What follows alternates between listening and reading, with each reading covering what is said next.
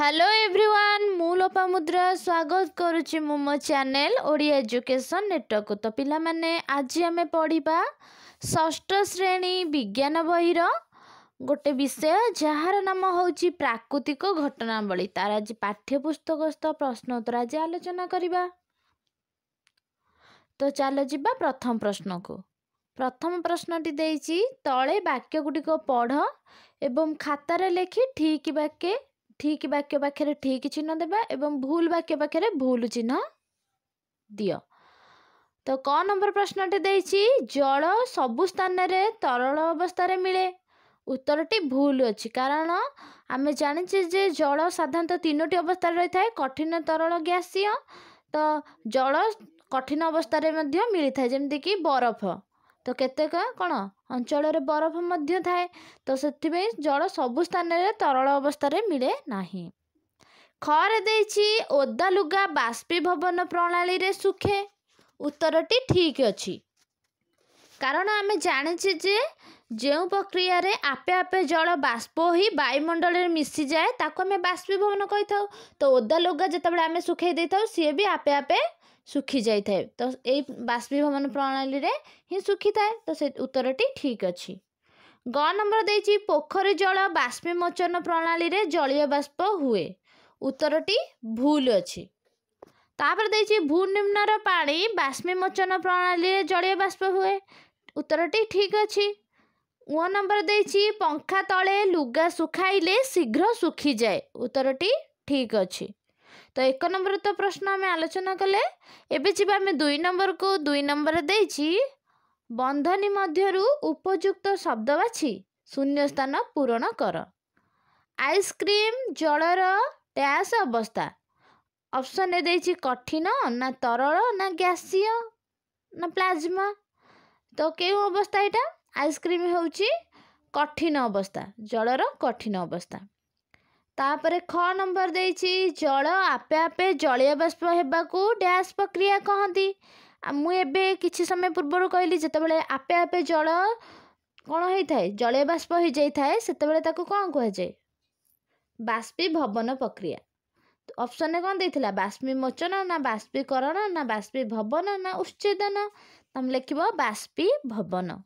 गरे देइछि शीत दिने पुष्करणी पानी रु उठुथिबा जलीय बाष्प जलर डैश अवस्था। जेहेतु पानी ऊपर को उठुची एटा निहाती गैसीय अवस्था। ऑप्शन देछि कठिन ना तरल ना गैसीय ना किछि होने। उत्तरटी तुम लिखिदेबो गैसीय अवस्था। घ नंबर देछि आकाश रे बिजुली मारिबा डैश प्रक्रिया। एटा गोटे भौतिक प्रक्रिया ना एटा गोटे आकस्मिक ना वैद्युतिक ना रासायनिक। एटा गोटे वैद्युतिक प्रक्रिया।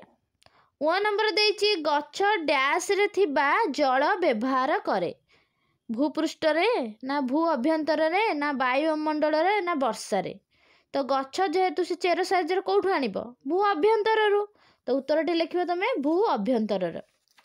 तापर 3 नंबर प्रश्न देछि कारण लेख समुद्र जल प्राय शेष हुए नाही। कारण कोन कोन पई समुद्र जलटी प्राय शेष हुए नाही। कारण सूर्य किरण रे समुद्र जलटी उत्तप्त होई जलीय बाष्प रूपे वायुमंडल को जाए। वायुमंडल उच्च स्तर रे जलीय बाष्प घनीभूत होई वर्षा रूपे पुणी भूपृष्ठ को फेरी आसे। तेणु समुद्र जेतिक जल बाष्पीभूत होई थाए प्राय सेतिक जल फेरी आसुथिबारु समुद्र जल प्राय शेष हुए नाही। जेतिक जल गला भारी जलीय बाष्प आकार रे सेतिक जल पुणी घनीभूत होई वर्षा आकार रे से जगह को परिपूर्ण कर दिए। तो सेथि पई समुद्र जल प्राय शेष हुए नाही। खरे प्रश्न देइछि वर्षा दिने लुगा शीघ्र सुखे नाही काहींकी। कारण वर्षा दिने वायु रे कोन थाए अधिक परिमाण रे जलीय बाष्प थाए। तेणु लुगारे थिबा जलर बाष्पीभवन प्रक्रिया ह्रास पाइथिबारु लुगा शीघ्र सुखे नाही। ग नंबर प्रश्नटी देइछि गरम तरकारी प्लेट रे खाइबा सुविधा कोन पाए। कारण आमे साधारणतः जानिछे जेतेबेले बाह्य पृष्ठतल क्षेत्रफलटा अधिक हबो से अनुसार बाष्पीभवन प्रक्रियाटी द्रुत गति रे हुए। तो एटी प्लेट रो पृष्ठतल क्षेत्रफल गिना अपेक्षा अधिक होई थाए सेते तरकारी उष्णता ह्रास पाए। तेणु गरम तरकारी प्लेट रे खाइबा सुविधा कारण ठंडा हो जाई थाए ना से तो गरम रहिबनी सेति पे सुविधा लागे। चारि नंबर प्रश्नटी देइछि बाम पार्श्वर सामंजस्यକୁ देखि दक्षिण पार्श्वर शून्यस्थान पूरण कर। तो देइछि करे लुगा सुखिबा कें प्रणाली होता है बाष्पीभवन सेपरि जलीय बाष्प जल हेबा जलीय बाष्पटा जल हेबा को प्रक्रिया होता है घनीभवन होता है। बरफटा कठिन अवस्था बांफटा कौन जलर गैसीय अवस्था। घड़घड़ी है शब्द बिजुली है आलोक। तो 5 नंबर से कौन क धाड़ीर शब्द को ख धाड़ीर शब्द सह मिलाई अर्थसूचक वाक्य गठन कर। क धाड़ीर देइछि बाष्पीभवन घनीकरण बाष्पीमोचन जलचक्र। ख धाड़ीर देइछि गछ बरफ बांफ समुद्र जल आउ करका। तो लिखिबो बाष्पीभवनटा लिखिदेव समुद्र जल। सूर्य किरण रे समुद्र जलर बाष्पीभवन घटी थाए। सेपरि घनीकरण कोटा बरफ घनीकरण प्रक्रिया रे जल बरफ रे और जलीय बाष्प करकारे परिणत हुए। तापर लिखिदेव बाष्पीमोचन बाष्पीमोचनटा सहित गछ गछ बाष्पीमोचन प्रक्रिया रे बड़का जल वायुमंडल रु त्याग करे वायुमंडल को त्याग करे। तापर आसला जलचक्र है बांफ भूपृष्ठ जेतिकी जल बांफ आकार रे वायुमंडल को जाए थाए प्राय सेतिकी जल वर्षा रूपे भूपृष्ठ को फेरी आसे यह जलचक्र कहुए। 6 नंबर प्रश्नटी देइछि 4टी महासागर एते नई नाल पोखरी थाउ थाउ समस्ते कहउछन्ते जे जंगल काटी देबारु वर्षा कमी गलानी एपरि उक्तिर कारण दर्शाओ। आमे जानिचे कि नई नाल पोखरी महासागर एसबुरे केवल भूपृष्ठर जल थाए। भूनिम्नस्थ जल पृथ्वीर अभ्यंतर रे थाए। उद्भिदर चेर माटी तलकू जाई भूनिम्नस्थ जल को शोषण करी उद्भिदर विभिन्न अंश को पठाए। उद्भिद बड़का जल को वायुमंडल को मोचन करे यह उच्छेदन कहती। जो प्रक्रिया कौन करता उद्भिदटा वायुमंडल को बड़का जल आम जमी आम बर्ज्यवस्तु त्याग करते सेमती बड़का जल को जो प्रक्रिया त्याग करे आम उच्छेदन कही था। यही उच्छेदन प्रक्रिया रे उद्भिद बाष्पीमोचन करे। यही बाष्पीमोचन प्रक्रिया रे जल उद्भिद मध्य को जलीय बाष्प आकार रे वायुमंडल को जाए।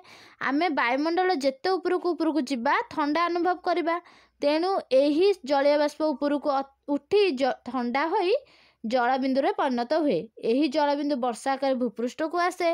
जंगल काटिदेले भूनिम्नस्थ जल उपयोग हो पारिबो नाही तेणु वर्षार परिमाण मध्य कमी जीवो। आमे तो समस्त प्रश्नर उत्तर आलोचना कले। आशा करुच्ची वीडियोटी आपण मानको भल लागिथिबो। तो एही परी स्टडी रिलेटेड वीडियो पाइबा पई आपण माने हम चैनल को सब्सक्राइब करंतु जार नाम होची ओडिया एजुकेशन नेटवर्क। ता सहित लाइक एवं शेयर करंतु एवं कमेंट दबाकू जमारो भूलंतु नाही।